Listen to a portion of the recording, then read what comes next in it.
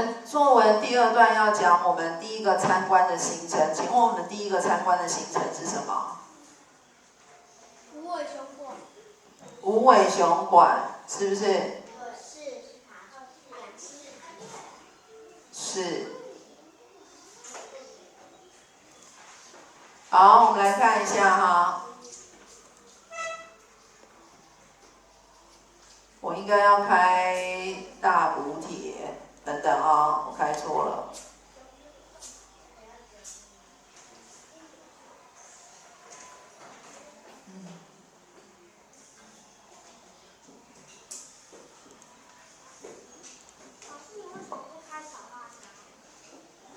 因为档案还没打开，我先把能关的关起来，它打开了。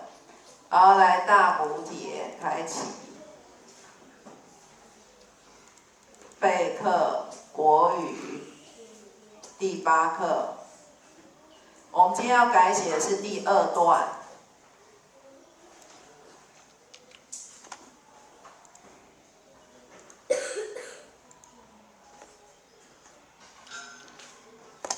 好，第1段呢，我们先来看一下大家的作品。有的人呢东西写得不错，我们知道怎么写，你才可以写出好作品。之后呢，我们再来想想看你第2段要怎么写。好，所以现在这边这是好作品，所以我会把名字露出来。如果需要修改的，那我名字会遮起来。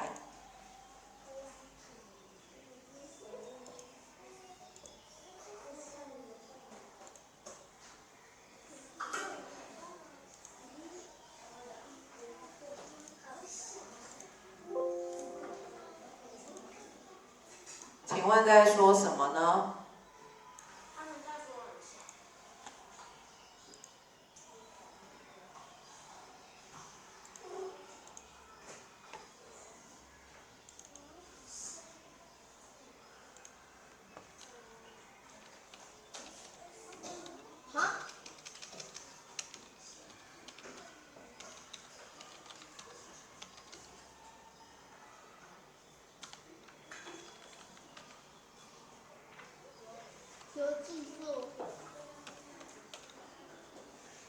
游记作品第1段的第1份图，然后我现在要开这边，这样的字就会变大了。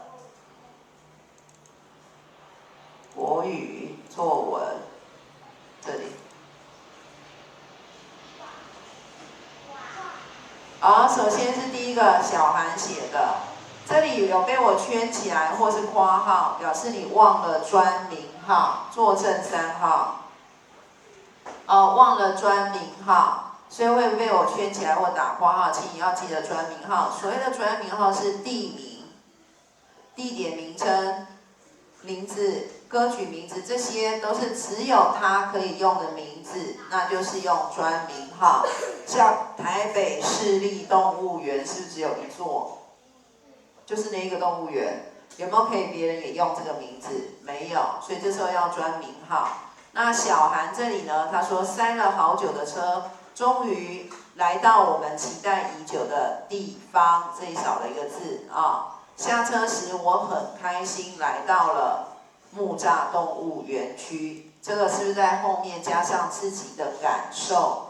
那这个是不是跟课文不一样的？它有多加东西，所以有这个曲线形状的，表示这句话是写得很好的句子，不是错。好，再来我们来看书哲，他后面加了一句下车时我们班是最后一个到的，所以我们很紧张，赶快跟其他班集合。这句子里面写到当时的状况，真正的状况，首先是情绪叫紧张，动作是赶快跟其他班集合，所以这个上面就加1份。再来是宇少，宇少写的终于来到动物园，后面他加一句下车时我们好兴奋，听老师的口令去排队。这些是不是都是当时实际的状况，而课本上没有跟他们参加安平古堡不同的？你把那个不同的东西补上去，这样就是一个针对你个人的校外教学的一篇文章，而不是只是抄别人的。来，13号，请来这边，把它推过来。第一排每一排第一位把桌子往后拉，先空出位置。来，25、31、11，继续在这边，你不讲话，我一样用你的东西。我今天是好心叫你回来，你应该要举手说我可不可以回来？不是就背对着。我说老师，我刚刚没有听到，所以我校外教学不用写错。因为你校外教学特别不会写，所以你就可以写2遍。请你桌子再继续往后，然后宝威帮他把笔捡起来。好，来，在等他的时间，我们先暂停一下。好，接下来我们来看另外一份好作品。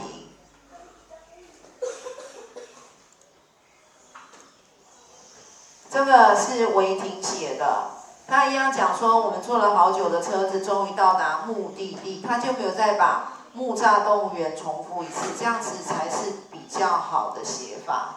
我们通常在一个段落里面，同一个词，我们会尽量不要重复第2遍，所以这时候你可以用其他的词来取代木栅动物园，例如他讲目的地，好，再来，他又加一个，虽然我已经去过动物园很多次了，但这次和同学们来，因此我感到非常的兴奋。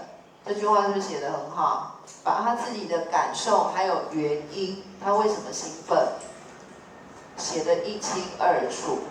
这样句子是很好的作品。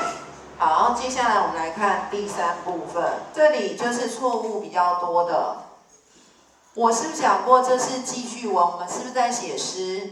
不是。那天雷阳写错的时候，他在重写，很多人都有听到，但是结果你写出来还是一样。像这位同学，他第1行有没有写完？没有。所以像这样子，就是后面要全部擦掉，然后把它移到前面来，一个接着一个写。例如3号也一样。3号你也要整篇擦掉重写，29号也一样。你们格式全错了，我不知道你们在做什么，忘记怎么写，你们可以回去看影片，而不是就随便稀里糊涂的，反正有写字就好了。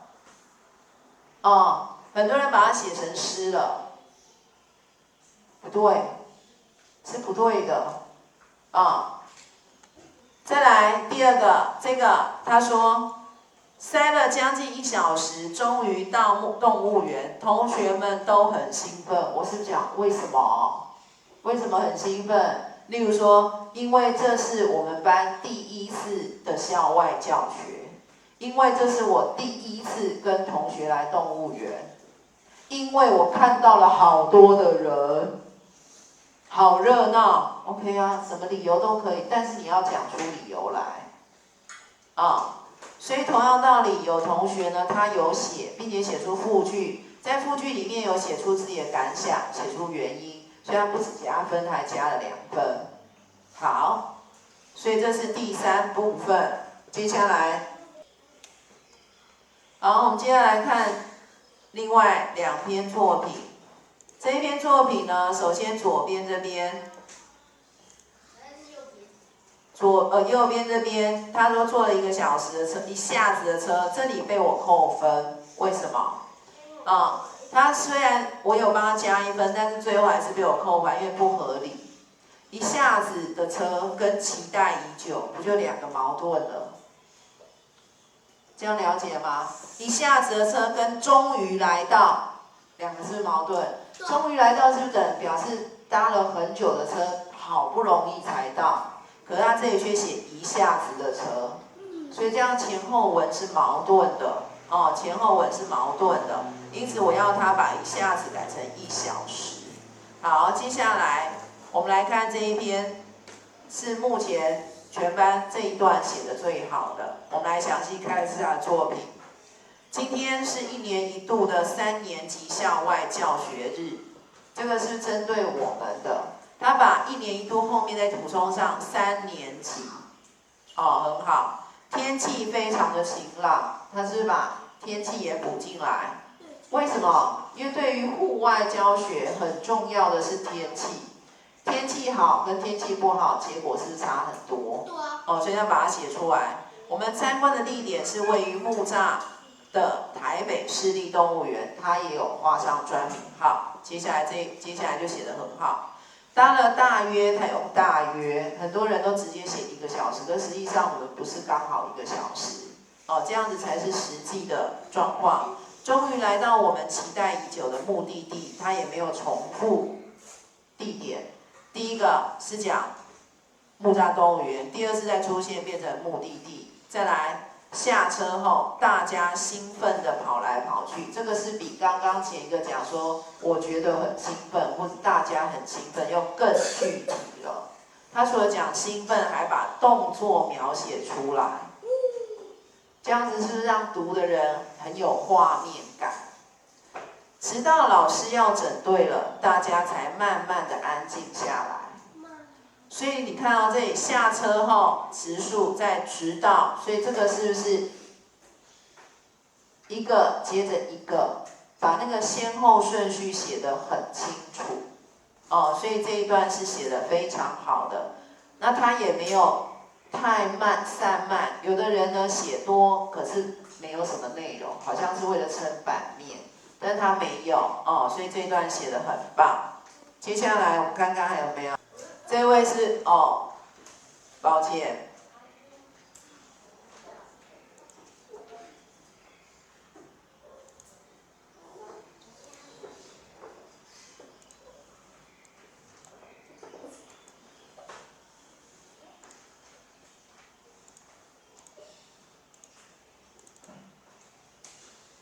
好，7号码大家也不知道是谁嘛来，我们来看这个为什么重写？第一个题目就错了，我们题目叫做什么？木栅动物园参观记，它连题目都是错的，而且很特别外面写的题目跟里面写的又不一样，你到底要写几个版本的题目啊？有没有看到它外面题目写木栅动物园，里面写校外教学？你是叫我自己连在一起吗？我再强调一次，题目叫做木栅动物园参观记。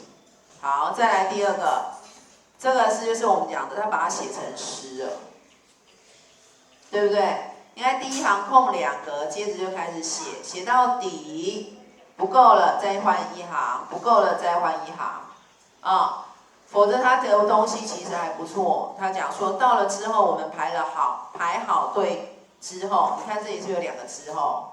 所以应该讲说，到了之后，我们排了好久的队，才分组去参观，这样是不是好多了？就不会有之后的重复。那在这个同学呢，作品也不错，他刚好是跟12号的作品颠倒，他写的感觉很短，但是他会用一些词去画龙点睛，就像你画了一条龙很难画，可是呢少了那个眼睛。那画龙点睛就是因为多了那几个字，就让整篇文章变不一样。9号把外套脱掉，抬头看，你从头到尾没看我。好，我们现在来看，他说今天是校外教学的日子，我们的目的地是位于木栅的台北市立动物园，这都还蛮精简的，最重要。大家做了约，你看他大约，他讲约半个小时的什么？你们都讲游览车，你们都讲车，他写什么？游览车。总算来到了动物园，总算这2个字表示他期待很久，等了很久，做了很久。光总算这个2个字是可以表达很多意思。所以这种你看他才写2行多一点点，2行半但是你就先吞进去吧，放进嘴里，去装水。所以你看他写的长度其实是很短的，在我们班上是算很短，但是还是一份好作品。好作品不是以长或短来做评判，而是以内容为主。好，这是有关第1段的，有没有问题？没有，接下来我们要来讲录下一支影片，讲第2段。